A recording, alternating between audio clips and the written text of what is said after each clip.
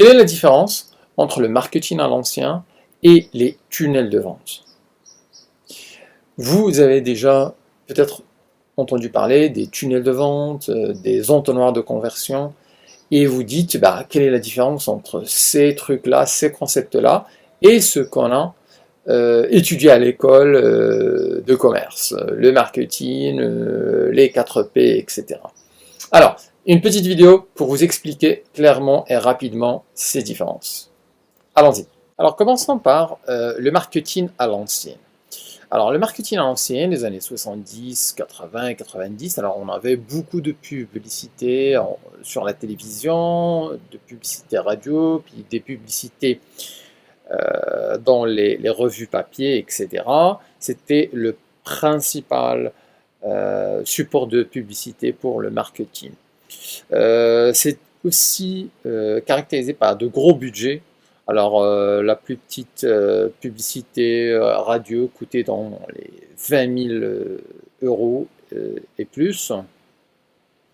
C'est du marketing qui est chronophage parce que une campagne, donc il faut valider en fait 3 ou 4 étapes, chacune avec son shooting vidéo.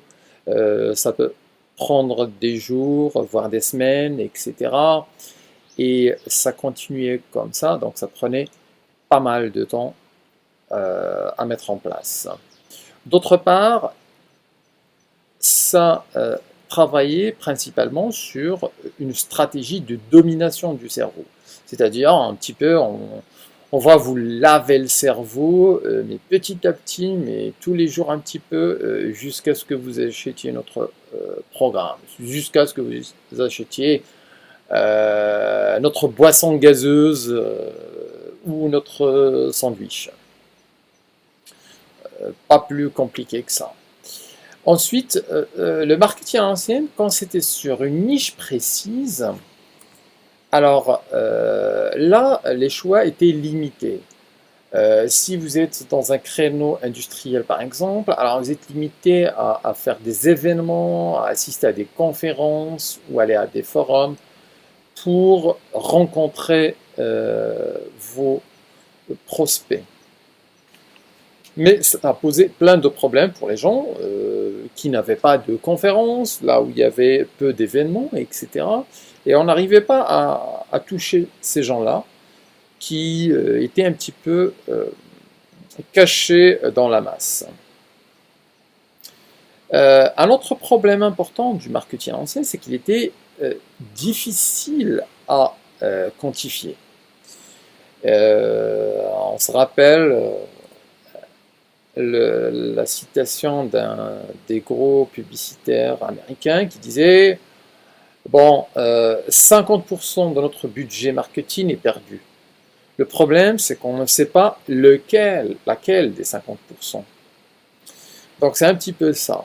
On sait qu'une partie marche quand on paie 20 millions d'euros pour une campagne, ben on sait qu'on a des ventes en plus, mais on ne sait pas quantifier d'où viennent ces ventes. Et souvent, c'était aussi la stratégie spaghetti.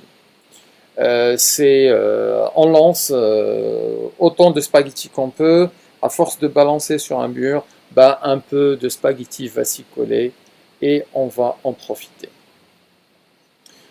C'est sûr, il y avait aussi vous pouviez recruter un cabinet pour faire des études marketing, mais ça avait un coût et c'était réservé quasiment aux grandes entreprises. Alors, donc ça c'est le marketing à l'ancien. Alors quand on raisonne sur les tunnels de vente actuels, alors on se rend compte qu'ils sont en fait très minimalistes. Certaines marchent avec 2 pages et 2 pages suffisent. Donc une landing page et puis une page de remerciement. Et on commence à déjà récolter des emails des prospects. D'autre part, c'est rapide à lancer. Un tunnel de vente simple peut prendre 1 à 2 mois, voire moins si vous êtes dans le bain. Donc c'est une page, c'est un message, c'est peut-être une étude rapide des concurrents et du marché, et puis il est prêt en un mois. Les tunnels de vente ou les entonnoirs de conversion aussi sont les favoris en fait des petits budgets, des solo-entrepreneurs, des PME, des PMI qui cherchent à récolter des prospects, à vendre des petits produits, à faire du scaling, à vendre plus, mais de petits produits qui résolvent certains problèmes. Bien sûr, les grosses marques commencent à s'intéresser à la lead génération, à pouvoir générer un nombre important de leads et puis les retravailler. Mais principalement, ça reste quand même le favori des petits budgets. Alors ensuite, une caractéristique importante est le fait que les tunnels de vente, c'est du marketing quantifiable, c'est mesurable.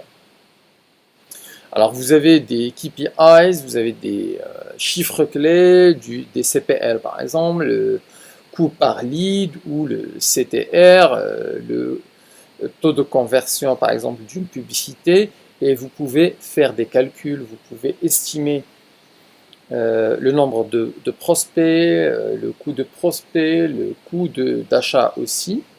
D'ailleurs, je vous conseille ici de voir mon autre vidéo sur les KPIs, sur les chiffres clés, où je rentre plus en détail. Ensuite, les tunnels de vente, en fait, créent à fur et à mesure une audience fidèle. C'est quelque chose, en fait, c'est une accumulation de personnes qui s'intéressent à vos services, qui s'intéressent à vos produits, qui deviennent des clients fidèles, et puis aussi qui recommandent votre service. Pourquoi c'est plus intéressant que le marketing à l'ancien? Eh bien parce que dans les tunnels de vente, vous continuez à entretenir cette relation avec vos clients.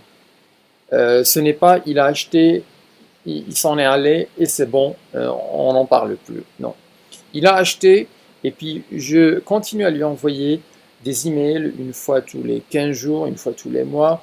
Je continue à l'aider, je continue à l'aider et du coup, oui, il va être beaucoup plus fidèle. Ensuite, on peut voir ça aussi comme une stratégie de frappe chirurgicale. Pourquoi? Eh bien, un tunnel de vente vous permet de vraiment cibler un segment du marché que vous utilisez et puis de parler directement, principalement de manière spécifique à ce segment en particulier. Ensuite, de passer au segment 2, au segment 3, au segment 4, vous pouvez en avoir une dizaine, une vingtaine, une centaine, pas de problème. On va avoir un lead magnet pour le segment 1, on va avoir un autre lead magnet pour le segment numéro 2, on va avoir et ainsi de suite. Et ainsi de suite. Le premier, ça peut être un livre blanc, le deuxième, ça peut être une petite formation digitale, le troisième, ça peut être une checklist, etc. Et le truc, c'est que en fait, c'est une stratégie non pas d'une seule frappe chirurgicale, mais plusieurs frappes chirurgicales. Donc, du coup, autant de tunnels de vente que vous avez autant de frappes chirurgicales. Donc, et chacune parle spécifiquement à un type de client, spécifiquement d'un problème. Donc, si on voit, pour un petit peu conclure, la différence est vraiment très importante en ce moment. Là, on parle en 2023, mais ça va de plus en plus être très important donc, pour le marketing des PME, PMI et grosses entreprises, pour toutes ces raisons. Le marketing à l'ancienne, il est en train de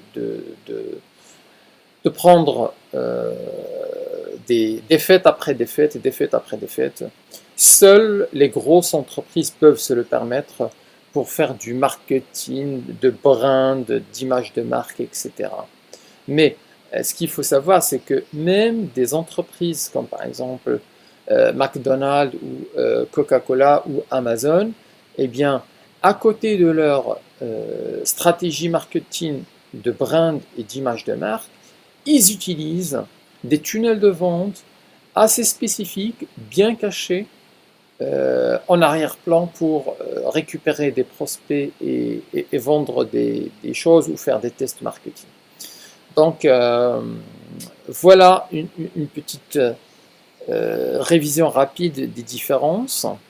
Alors si vous voulez aller plus loin, je vous recommande en fait de voir et de découvrir un exemple spécifique des tunnels de vente appliqués à l'immobilier dans mon autre vidéo.